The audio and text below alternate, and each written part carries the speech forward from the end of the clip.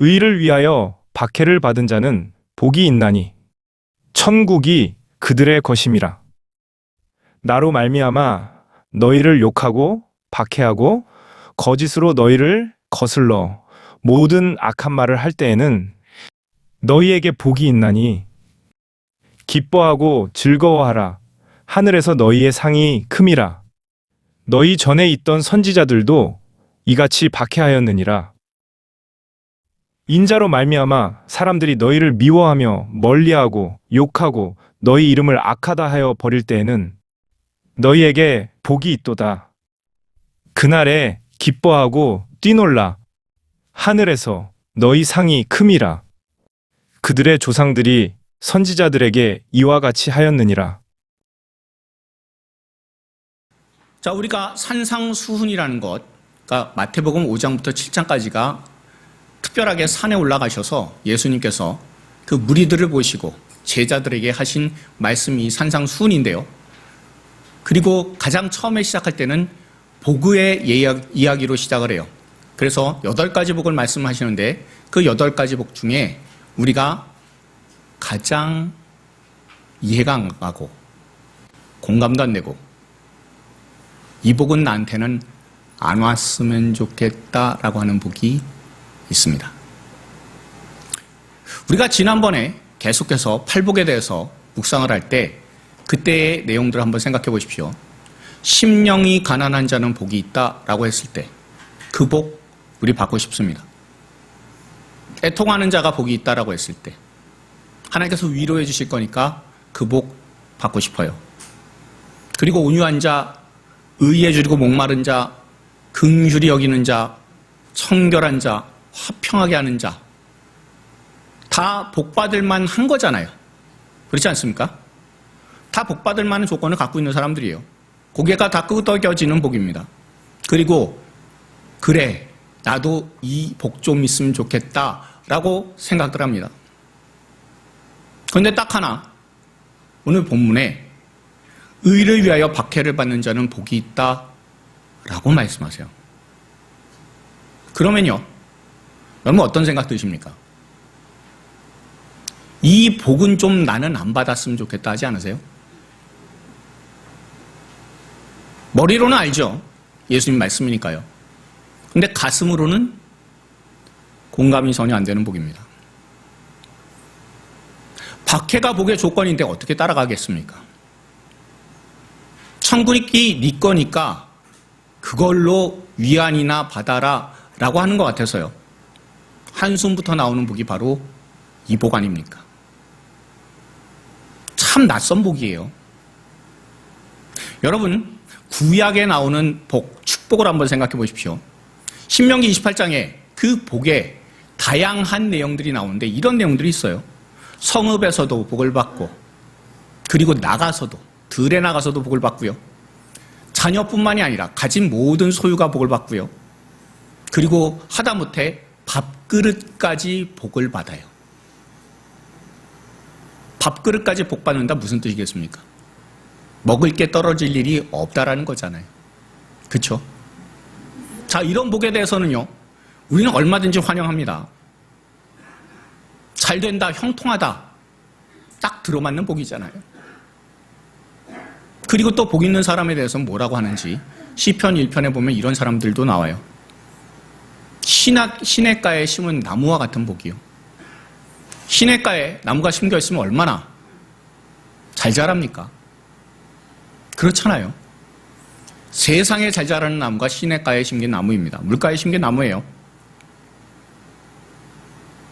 이런 모든 복을 받을 수 있는 조건들이 있는데 오늘 본문에 나오는 박해를 받고 핍박을 받고 고난을 당한다? 이건 복이 아니잖아요.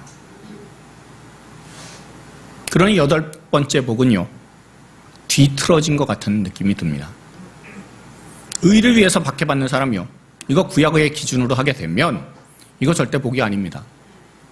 조금 전에도 말씀드린 것처럼 신명기 28장에 보시면 다양한 복의 내용들이 나와요. 아까도 보셨잖아요. 성읍 안에 있어서도, 집 안에 있어서도, 밖에 나가서도, 그리고 내 자녀와 내가 가진 모든 소유와 밥그릇에까지 복이 있잖아요. 그런데 지금 현재 고난을 당해요. 어려움을 겪어요. 그건 무슨 뜻입니까? 성읍 안에 있어서도, 집 안에 있어서도, 밖에 나가서도, 그리고 자녀나 내 가진 것이나 혹은 밥그릇에까지 저주가 있는 상황이잖아요. 진짜 불편한 복 아닙니까? 이 복 여러분들 받고 싶으십니까? 이 복을 우리가 받아들이질 못해요. 왜냐하면요, 고난은 복이 아니기 때문에 그렇습니다. 우리 몸과 마음과 생각이 다 거절하는 그 고난은 절대 복이 아니다라고 우리는 생각을 해요.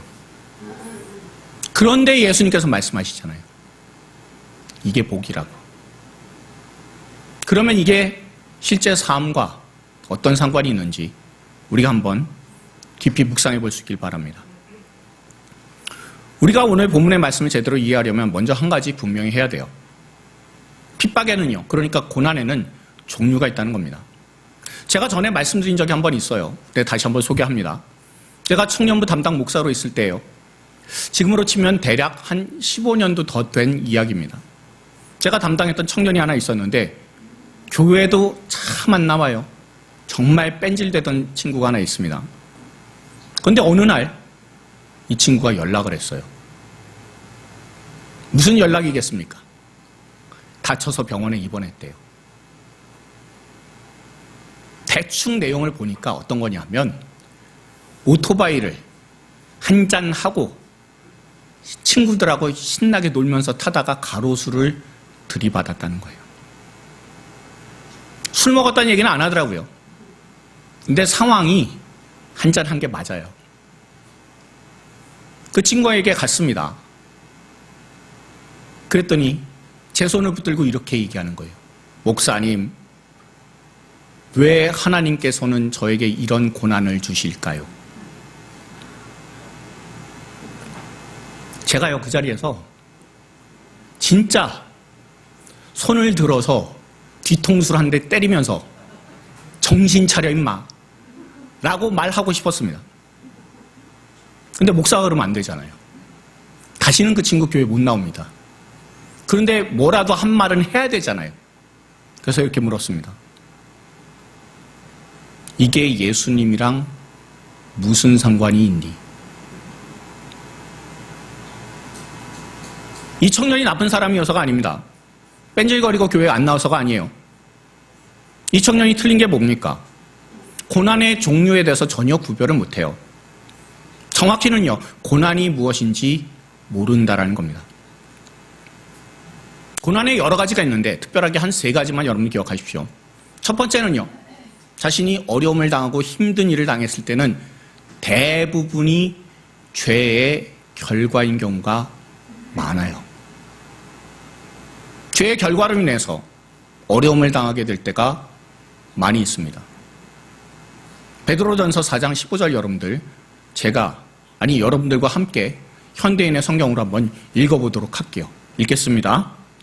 여러분은 아무도 살인과 도둑질과 악행과 남을 간섭하는 일로 어려움을 당하지 않도록 하십시오. 아멘.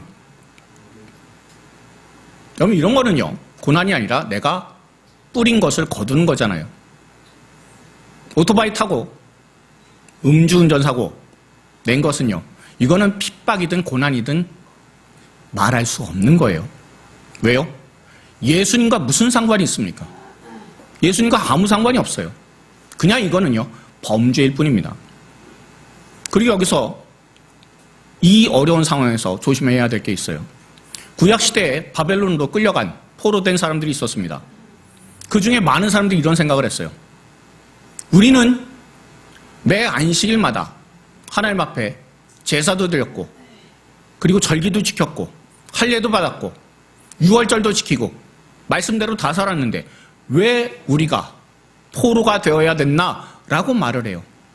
그런 억울한 마음이 있었어요. 지금으로 치면요, 나 열심히 교회 다니는데, 그리고 주일날 교회에 와가지고 예배도 드렸는데 왜 삶 가운데 어려운 일이 생기냐? 라고 억울해하는 거와 똑같아요. 이렇게 억울한 마음이 있으면요, 어떤 일이 생겼는지 아십니까? 이 포로된 사람들에게 거짓 선지자가 나타났어요. 하나냐라고 하는 사람입니다. 뭐라고 얘기했냐면요. 너네들 곧 예루살렘으로 돌아갈 거라고. 포로에서 해방될 거라고. 시간은 딱 2년 걸릴 거라고. 그 이야기를 하는데 다 속아 넘어갔습니다.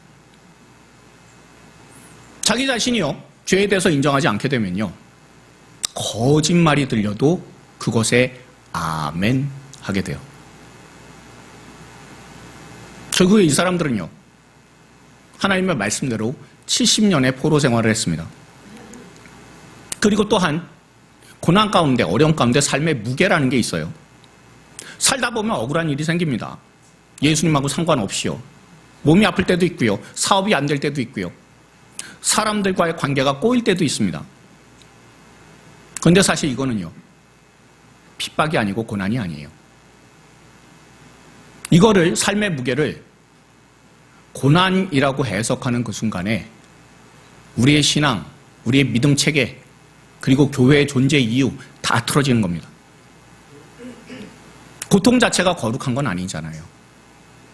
왜냐하면 예수님께서도 병자를 고치시고 귀신 들린 자를 온전케 해주셨기 때문에 고통 자체에 있어서는 그거는 절대로 고난이 될 수는 없어요.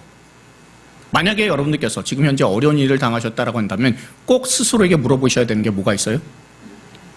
이게 예수님하고 무슨 상관이 있나? 라는 것을 점검해 보십시오. 세 번째로는요, 오늘 본문에 나오는 핍박, 고난입니다. 베드로전서 아까 읽었잖아요. 4장 16절, 그 뒷절을 우리가 한번 읽어보도록 하겠습니다. 유진 피터슨의 메시지로 한번 우리가 읽어볼게요. 그러나 여러분이 그리스도인이기에 받는 모욕이라면 기꺼이 받아들이십시오. 그리스도인이라는 이름에 반영되어 있는 여러분의 구별된 신분을 자랑으로 여기십시오. 아멘. 내가 예수님을 믿기 때문에, 내가 예수님 때문에 당하고 있는 그런 고난은요, 그게 참된 고난이자 세상의 사람들과 구별되는 신분, 다시 말하면요, 우리가 천국 백성이다 라는 사실을 입증해 주는 게 바로 고난이다라는 거예요. 그래서 마태복음 5장 10절에 뭐라고 되어 있습니까? 의를 위하여 핍박받는다 그러잖아요. 11절은 어떻습니까? 직접적으로 그 의를 위하여가 무슨 뜻인지 알려줘요. 나로 말미암아라고요. 예수님으로 인해서라고요. 그러니 의를 위한 고난이다라는 것은 예수님으로 인해서 겪게 되는 고난이다라는 것을 우리가 알 수 있어요. 이게 제일 중요해요. 이거는요, 핍박의 상황이 문제가 아니라는 겁니다. 핍박을 받는, 고난을 당하는 이유하고요, 방향이 기준이다라는 거예요. 그러니까요, 세상과 내가 충돌하는 게 아니라 세상하고 예수님하고 충돌하는데 그 사이에 내가 끼어 있어요. 다시 한번 말씀드릴게요.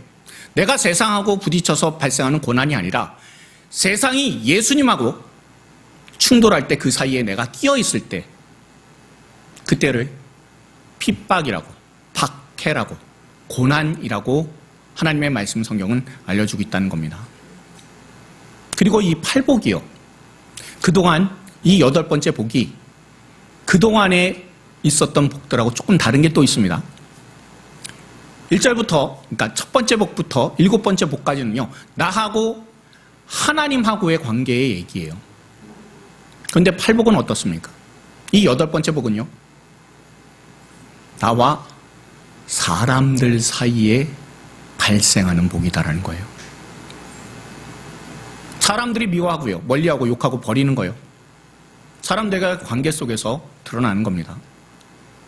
예수님으로 인해서 내 안에 생겨난 믿음이요, 밖에 세상하고 충돌하게 되는 거예요. 그게 오늘 본문에서 말하는 핍박이고 박해고 어려움이고 고난입니다. 그러니 우리가 고난을 당했을 때 아까도 말씀드린 것처럼 꼭 물어봐야 되는 게 있잖아요. 내가 지금 현재 몸이 아프구나, 또한 외롭거나 괴롭거나 힘들 때 지금 내가 겪는 이 고난이 예수님하고 무슨 상관이 있나 라는 것을 꼭 기억하시면서 기도를 하고 하나님 앞에 진지하게 물어야 돼요. 그러면 질문이 하나 생길 수밖에 없습니다. 예수님과 함께 동행하면서 예수님으로 인해서 고난을 받는 사람, 감수하는 사람, 이 사람이 과연 어떤 사람이냐라는 거죠. 성경에 보면요, 딱 맞는 인물이 여러 명 나오는데 그 중에 한 사람이 이삭이라고 하는 사람이에요. 창세기 26장에 보면요, 이삭이 블레셋 땅에 가서 거기에서 농사를 지어서 굉장히 큰 부자가 됐어요. 그리고 가는 곳마다 우물을 팠습니다. 우물을 그렇게 해서 판다는 거죠. 여러분들 지금도 땅 파면 물 나오는 것 쉽지 않잖아요. 그렇지 않습니까? 그런데 우리나라보다 기후가 더 덥고 건조한 땅은요, 굉장히 깊이 우물을 파야 돼요. 그렇잖아요. 얼마나 어렵겠습니까? 그런데 이삭은요, 가는 곳에 가서 어디를 가든지 우물을 발견했어요. 얼마나 놀라운 복입니까? 그런데 그렇게 기껏 우물을 팠는데요, 수십 미터를 파고 또 파고 들어가서 우물을 팠는데, 근데 그 우물을 블레셋 사람들이, 야, 너 외국인이잖아, 이 우물 우리가 뺏을 거야 라고 해서 뺏어버렸습니다. 첫 번째 우물이 그래서 에색이라고 하는 우물의 이름을 지었어요. 그게 바로 다툼이라는 뜻입니다. 그때 이삭이 어떻게 했습니까? 아, 그래, 알았어. 그러면 나는 다른 데 가서 우물 판다라고 해서 옮겼어요. 그래서 옮겨가지고 우물을 또 팠습니다. 또 팠더니 어떻게 됩니까? 또 블레셋 사람들이 몰려왔어요. 그리고는 그 우물을 빼앗아 버렸습니다. 그 우물의 이름을 시트나라고 하는 것은 무슨 뜻이냐면요, 거기가 대적이라는 뜻입니다. 처음에는요, 간단한 다툼이더니 이제는 아예 대놓고 사람들이 이삭을 미워하고 싫어하고 박해하는 거예요. 그런데 이삭이 어떻게 했겠습니까? 또 우물을 그 사람들에게 주고 다시 떠났어요. 그러면 한번 생각해 보십시오. 점점 블레셋 땅의 좋은 땅에서 가까워졌을까요? 아니면 멀어졌을까요? 당연히 멀어지죠. 변두리로 밀려난 거예요. 이때 이삭의 가솔들이 얼마나 답답했을까요? 우리 주인은 왜 저러냐고. 맨날 빼앗기기만 한다고. 우물 파는데 얼마나 힘이 드는데 쫄보 아니냐고. 억울하고요. 비웃음당하고요. 변방으로 계속해서 밀려나는 상황이에요. 누가복음 6장 22절이 딱 이렇게 얘기하지 않습니까? 사람들이 너희를 미워하고 멀리하고 욕하고 너희 이름을 악하다 하여 버릴 때에 라고요. 집안에 사람들 많아요. 얼마든지 이삭이 대적할 수 있습니다. 그런데 말씀대로 살아가는 거예요. 하나님의 말씀대로 살았는데요, 미움받고 사람들이 거리두기예요. 그리고 욕하고 버림받아서 배신마저도 당했습니다. 이삭이 당한 게 바로 이런 겁니다. 에색이라고 하는 게 미움이고요, 신나가 대적이고요, 변방으로 밀려나가는 것, 그게 버림받는 겁니다. 그렇다면 한번 생각해 보십시오. 이삭이 나중에 좋아지겠지라는 그런 마음이 있어서, 나중에 우물 좋은데 더 잘 파겠지라는 그런 생각이 있어서 참았을까요? 아니요. 그것 때문만은 아닙니다. 물론 이삭이요, 그 이후에 또 자리를 옮겨서 우물을 팠어요. 우물을 팠더니 우물의 이름이 르호봇이 됐습니다. 르호봇이란 무슨 뜻이냐면 넓다라는 뜻이요. 넓다라는 게 무슨 뜻이겠습니까? 어떤 사람이 오든 얼마나 많은 양이든 소든 데리고 와서 이 우물을 마셔도 절대로 우물이 모자르지 않는다라는 뜻이잖아요. 굉장히 좋은 우물을 팠다라는 뜻입니다. 그래서 이삭이 르호봇이라고, 하나님께서 넓게 해주셨다고. 그런데 더 큰 축복이 있어요. 그게 바로 하나님께서 브엘세바라는 곳에 있을 때 이 이삭에게 나타나셨다는 겁니다. 우리가 이 말씀 한번 읽어보도록 할게요. 있습니다. 그 밤에 여호와께서 그에게 나타나 이르시되 나는 내 아버지 아브라함의 하나님이니 두려워하지 말라. 내 종 아브라함을 위하여 내가 너와 함께 있어 내게 복을 주어 내 자손이 번성하게 하리라 하신지라. 아멘. 우리가 여기서 이런 생각이 들 수 있어요. 이삭 정도 되니까 하나님 복 주셨다고. 나중에 참고 참으면 결국에 하나님 복 주시는 거구나 라는 거예요. 근데 그거 아닙니다. 순서가 달라요. 이삭이 에색에서 버틴 거요. 신나에서 버틴 거요. 그때 하나님의 임재에 대한 확인이 아직 오지 않은 상태입니다. 그렇잖아요. 하나님 나와 함께 하신다라는 그런 생각이 지금 현재 없는 상황이잖아요. 그런데도 버텼어요. 나중에 하나님께서 도와주실 거야, 복 주실 거야, 이것을 기대하면서 버틴 게 아니라는 겁니다. 그냥 하나님을 보고 버틴 겁니다. 그러니까요, 하나님이 나와 함께 하시는 게 지금 함께 하신다고요.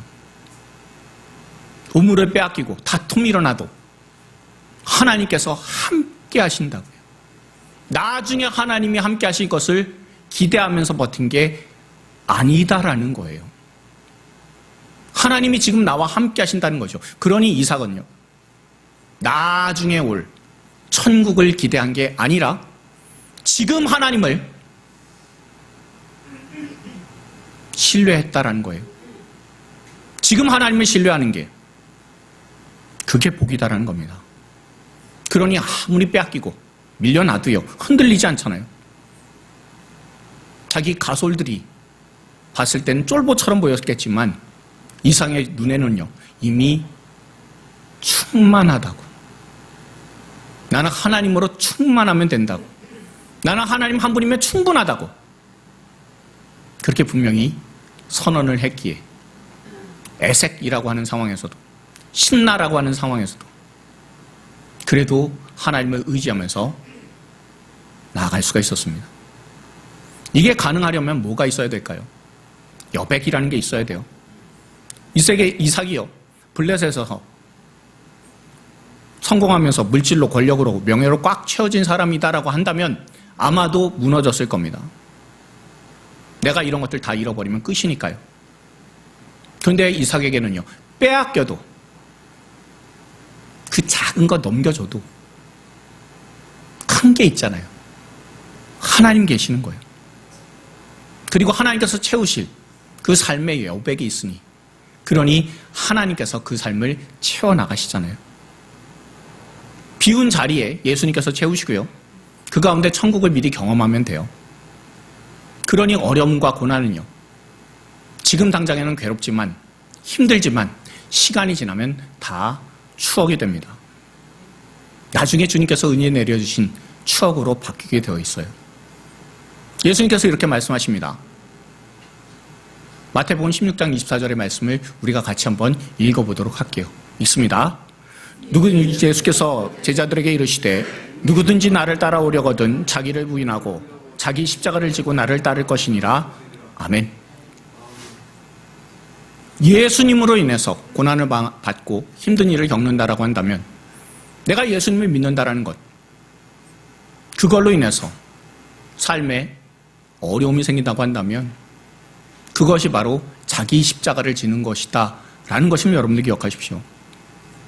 십자가를 진다고 해서요, 정말 대단한 일 뭐 하는 게 아니라고요. 예수님으로 인해서 내 삶이 조금 불편해지고 어려움이 생기고 괴로움이 닥칠 때 그게 바로 자기 십자가가 되는 겁니다. 내가 손해보는 것인 줄 알면서도 예수님 편에 서는 거예요. 이게 바로 일상의 십자가입니다. 이 십자가를 질 수 있는 사람이 바로 삶의 여백이 있는 사람이에요.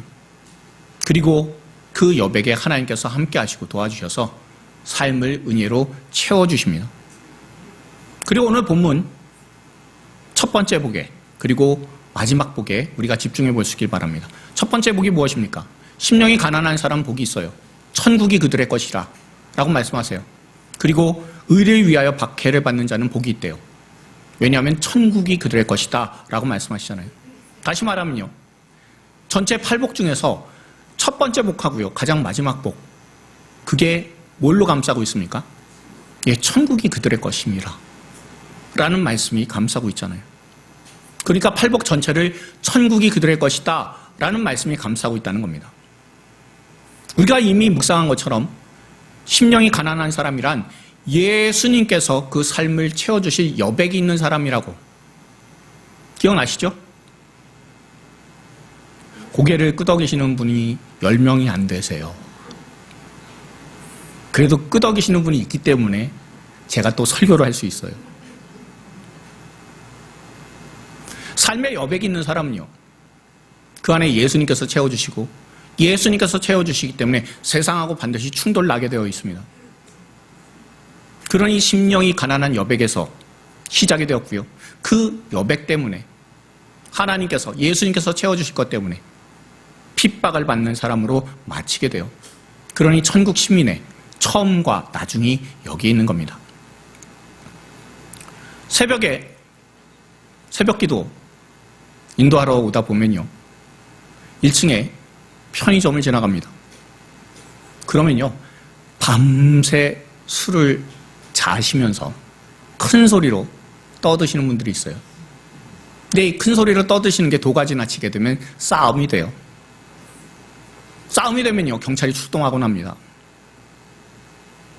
이 밑에 편의점에 오시는 분들 어디 먼 곳에서 오셨겠습니까? 아니잖아요. 이 근방에 다 사시는 분들이에요. 일도 없고요. 몸과 마음은 아프고요. 가정의 문제도 있으실 겁니다. 근데 돈은 조금 있어요. 그리고 시간은 너무 많아요. 그래서 그런 분들을 볼 때 저는 처음에는 왜 저렇게 사시나 싶기도 했습니다. 그리고 애처롭게 생각도 들었어요. 근데 어느 날요, 새벽에 그 앞을 지나가고 있는데 새벽 기도를 인도하고자 나왔는데 또 그렇게 시끄럽게 계시는 분들이 많이 있으셨습니다. 그분들 볼 때 평상시와는 다르게 마음에 이런 이야기가 들리는 것 같아요. 너 나중에 은퇴하면 저 사람들처럼 안 될 것 같아. 너 직장 다닐 때 술고래 아니었어?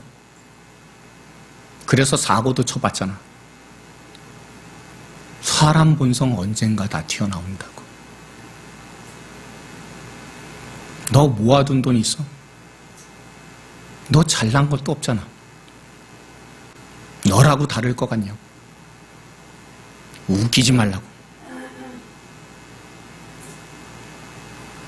그 말 틀리지 않아요. 다 맞는 말이에요. 그런데 딱 하나 다른 게 있다면요, 복음이 제 삶에 들어왔다라는 거예요. 늘 신기하게 생각하는 게 뭔지 아십니까? 야, 나 같은 사람 뭘 보고 하나님께서 구원해 주셨냐? 나 같은 것 그냥 죽어도 아무도 관심 갖지 않을 인생인데 도대체 뭘 보고 예수님께서 십자가에서 보혈을 흘려주셨냐라는 거죠. 나 같은 죄인을 위해서 예수님이 왜 자신의 생명을 내어주셨느냐라는 거예요. 그리고 사실 이게 다잖아요. 무슨 차이가 있어요? 그런데 제 속에 들어온 이 복음이요, 제 속에 들어오게 된 예수님이요, 예수의 영께서 보내신, 예수께서 보내신 영, 성령께서요, 저와 여러분들 안에 임재하시기 때문에 그거 하나로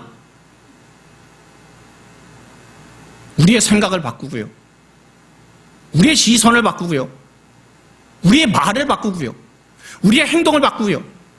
그렇게 행동을 바꾸다 보니까 습관이 돼요. 그리고 매 순간마다 선택하는 걸 바꾸고요. 그걸로 인해서 인생의 방향이 바뀌게 되잖아요. 그분들 보면서요, 만약에 제가 나는 저 사람들과 같지 않아서 감사하나이다 이렇게 하면요, 그거 바리새인이에요. 믿음이 아니에요. 믿음은 이런 겁니다. 나도 저 사람들과 같을 수 있었는데 복음이 예수님의 십자가의 보혈이 나를 붙잡았다라는 걸 아는 게 그게 복음이잖아요. 그러니 지금 이 자리에서 나의 십자가에서 구원하셔서 천국 백성으로 삼아주신 예수님의 이야기를 하면서 살겠다고 다짐하고 있고요. 그리고 지금 현재 저와 여러분들이 매 주일마다 나와서 묵상하는 게 뭡니까? 예수님의 이야기잖아요. 복음이잖아요. 이 복음대로 살겠다고 우리는 다짐하고 결단해서 이 자리에서 예배드리고 있는 것 아닙니까? 그러니까요, 복음으로 지금이 바뀌면요, 미래가 바뀌게 됩니다. 아무리 늦어도요, 지금 한 가지, 내가 믿음의 사람이다라는 분명한 생각을 갖게 되면요, 그러면 그때부터 인생이 달라지게 됩니다. 한 가지 선택을 바꾸면, 한 가지 태도를 바꾸면 사람들의 기억 속에 남는 게 달라져요. 지금 저와 여러분들이 바꾸면요, 나중에 사람들의 기억 속에 뭘로 기억이 되겠습니까? 술 취하지 않고 맨정신으로 올곧게 산 사람이라고 사람들이 기억할 겁니다. 또한 돈의 가치만 따지지 않고 인생의 가치를 따지면서 알차게 산 사람으로 사람들이 기억해 줄 겁니다. 혹은 다른 사람에게 먼저 친절하게 손을 내밀었던 그런 아름다운 사람이라고 사람들이 기억해 줄 겁니다. 그게 바로 현재 임한 천국을 누리게 되는 비결이에요. 우리 산정목교회에서 후원하고 있는 선교사님 6가정이 있습니다.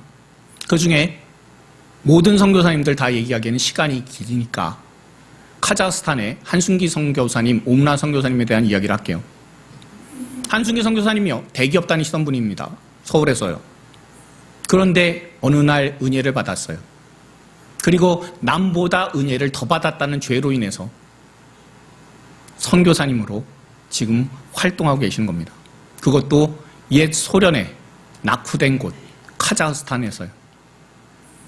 이곳은요, 제가 종종 말씀을 드리는 것처럼 컵라면 하나가 그 사람의 하루 식량이 되는 곳입니다. 가실 때 돈도 하나 없으셨어요. 그런데 지금은 그 라면을 계속해서 지원을 받아서 한 달에 3,000명 이상에게 계속 배달을 하고 있습니다. 그러면서 복음을 전하시죠. 지난주에도 말씀을 드린 것처럼 운전할 때 하루에 20시간을 운전을 해요. 너무나 길잖아요. 너무 피곤하잖아요. 사람 너무 지칩니다. 그러니 병도 생겨요. 치료도 제대로 못 받으십니다. 오문화 선교사님은 피부 여기저기에 종기가 돋아서 힘들어하세요. 그러나 너무나 그 사역이 귀하기 때문에, 급하기 때문에 대충 약 바르고 또 나가고 계세요. 그런데 그 선교사님이요, 뭘 놓고 기도하시냐면요, 자신들과 친한, 오문화 선교사님은 여자 선교사님이시니까 자신들과 친한 목사님들의 사모님들을 위해서 기도해요. 자기가 급하잖아요. 그런데도 남을 놓고 그것을 놓고 기도하신다는 거예요. 천국이 만약에 없다면요, 설명이 안 되는 삶 아닙니까? 남들 봤을 때는 생고생이에요. 그런데 오늘 말씀으로 하면요, 의를 위해서, 예수님을 위해서 십자가를 지는 거예요. 예수님을 위해서 핍박당하고 고난받는 거예요. 그게 뚜렷이 보이잖아요. 물론 여러분들에게, 여러분들 지금 당장에 카자흐스탄 선교사가 되십시오라고 얘기하는 거 아닙니다. 하지만 오늘 여러분들의 삶 가운데서 혹은 직장에서 정직을 선택하는 것, 가족과 이웃에게 먼저 사과하는 것, 손해를 감수하고 예수님 편에 서는 거예요. 이건 역시 똑같은 사명이자 십자가 지는 겁니다. 물론 이 두 가지를 같은 선상에 놓고 이야기하는 게 불경스럽게 들릴 수도 있습니다. 몸에 종기를 달고 하루 종일 차를 모는 거 하고요, 직장하고 혹은 사람들과의 관계에서 정직을 선택하는 거 하고, 어떤 것이 같은 십자가냐라고 물으실 수도 있어요. 그러나 주 예수님께서는 그 받고 있는 고난의 크기로 등급을 나누지 않으셨습니다.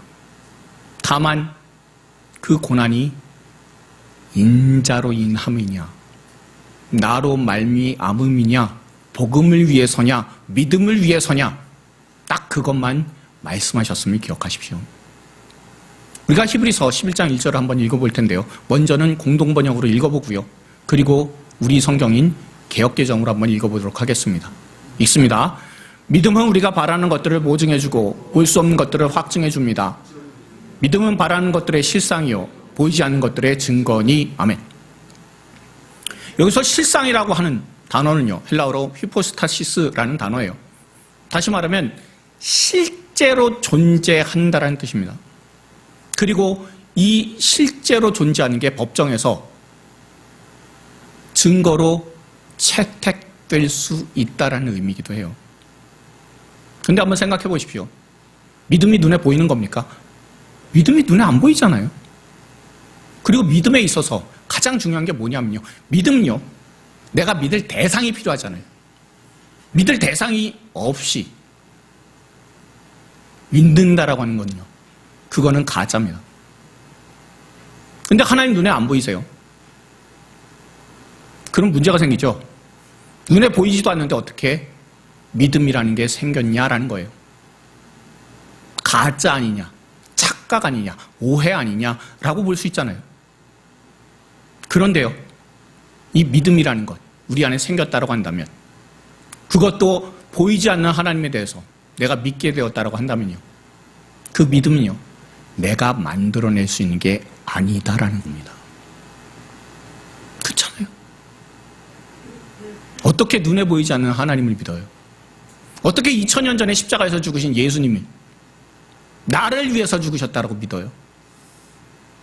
안 되는 거잖아요. 근데 믿어져요. 그러면 그 믿음은 내가 만들 수 있는 게 아니다라는 뜻입니다. 하나님께서 선물로 주시지 않으면 생기지 않는 게 믿음이에요. 그리고 그 믿음은요, 천국이 실제로 존재하기 때문에 그것을 믿음이 붙잡아주고요. 그래서 삶이 달라지는 겁니다. 순서가 이렇습니다. 천국이 먼저 있어요.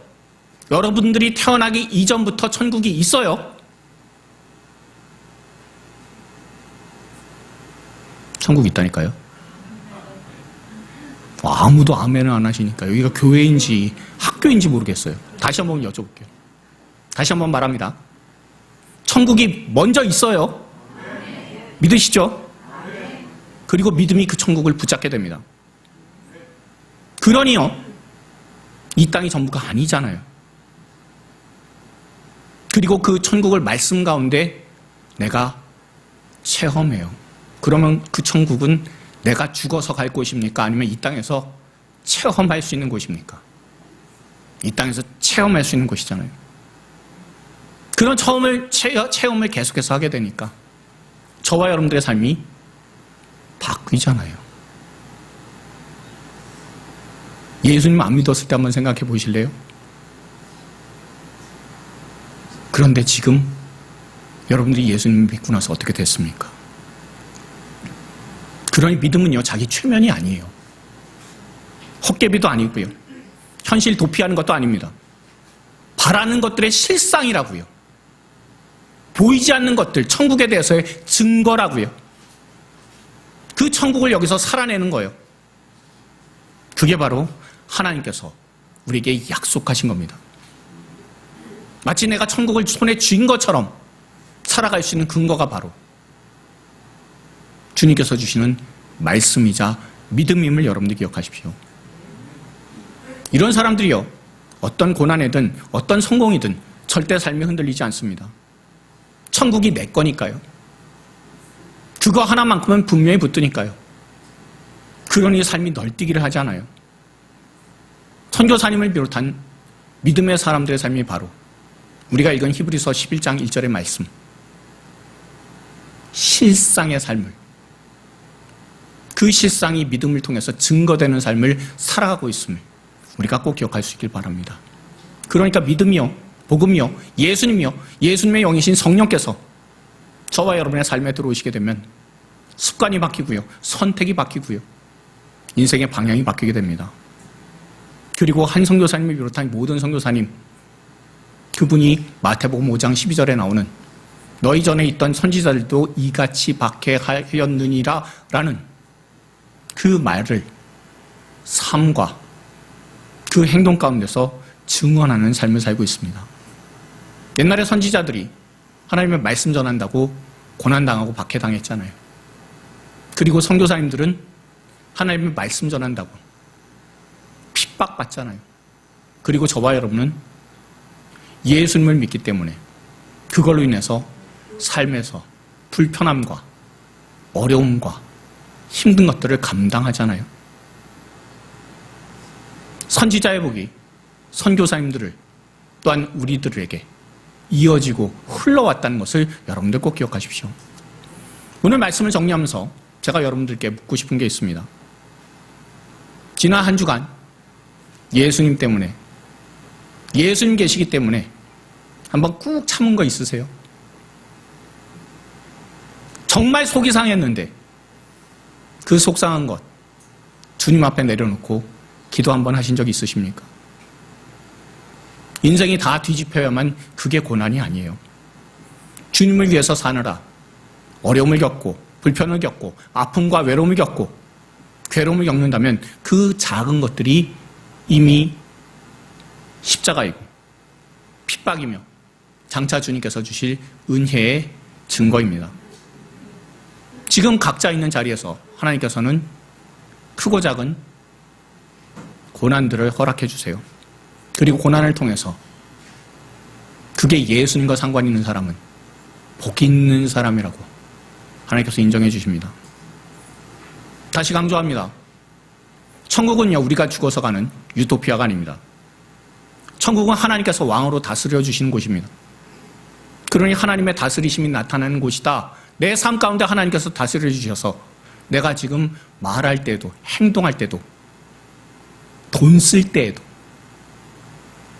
그래서 예수님의 사람답게 산다라고 한다면 그것이 바로 하나님이 다스려 주시는 것이고 그곳이 바로 천국입니다. 예수님의 오심과 십자가의 보혈로 인해서 천국은 시작이 되었고요. 다시 주님께서 오시는 날 그 천국은 완성될 겁니다.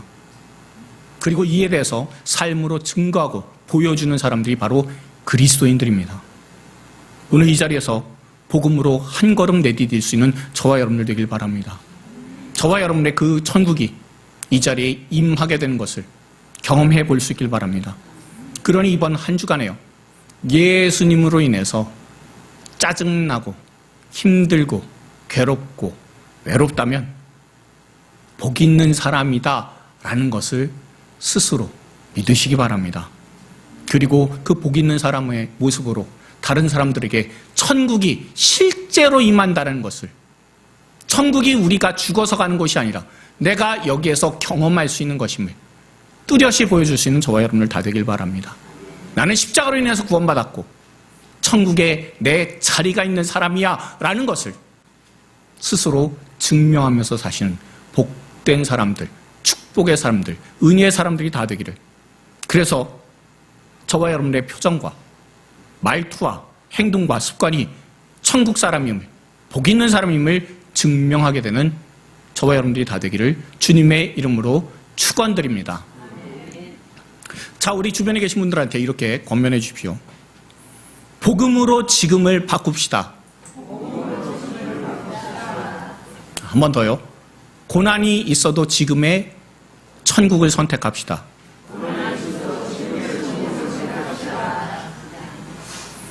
한 번 더요. 마지막으로 우리 주변의 사람들에게 정말 애정을 담아서 이렇게 얘기해 주십시오. 예수님 때문에 감수하는 오늘이 천국입니다. 천국은 여러분들의 것이고 저의 것이며 믿음 있는 사람, 그 예수님으로 인해서 삶의 어려움을 겪는 사람에게 하나님께서 주시는 것입니다. 이 귀한 복을 한 주간 누리실 수 있는 저와 여러분들이 다 되기를 주님의 이름으로 축원드립니다.